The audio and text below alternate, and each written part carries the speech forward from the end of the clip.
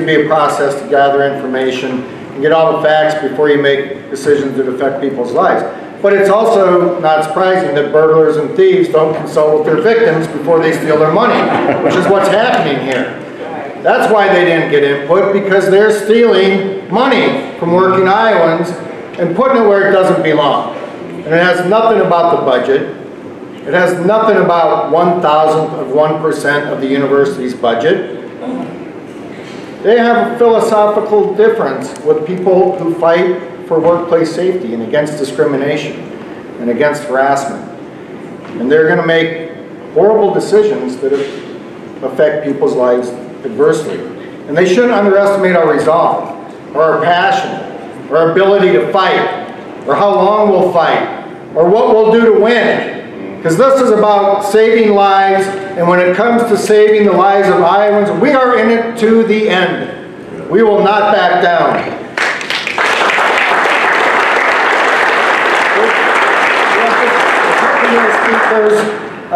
And I want to introduce Kurt Freeze with the Johnson County Board of Supervisors. It's important that our elected officials are here, and we appreciate Kurt's input today.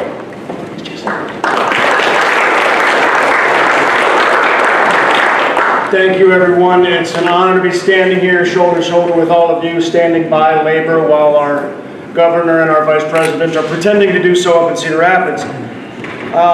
I've been asked to read a letter that we put together regarding this, that was signed by all my colleagues on the Johnson County Board of Supervisors, some of whom are here. Rod Sullivan is here, Lisa Green Douglas is here, soon-to-be Supervisor Pat Hayden is here.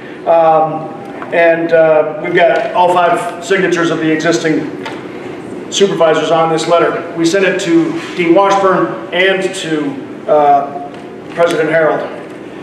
Dear Dean Washburn, it is with concern that we learned of your pending announcement to close the University of Iowa Labor Center. The center's nearly 7 decades of work for the people of Iowa has helped workers send their kids to college, receive continuing education for themselves, and as its original mission states, to increase the knowledge and understanding in the area of labor and industrial relations. The Labor Center has had a much broader reach than its size might indicate, performing well beyond what could be expected with its statewide and national voice. Its research supports workers at the university and around the state of Iowa. Despite being moved from various divisions within the university, and most recently to the College of Law, the center has remained unwavering in its original commitment to the mission it was entrusted with by the state of Iowa in 1951. Of particular concern is the extent to which this decision would go in furthering the already wide divide between labor and management in general, and specifically at the University of Iowa. It gives the impression of an undue attack on an already reeling organized labor movement whose purpose has been nothing but to improve the lives of workers and create the largest middle class in human history. Workers in Johnson County, and indeed across the state, face increasing risk of losing their representation on vital matters that affect their health, safety, and welfare.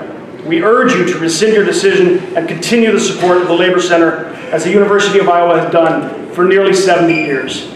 Thank you for your consideration, Johnson County Board of Supervisors.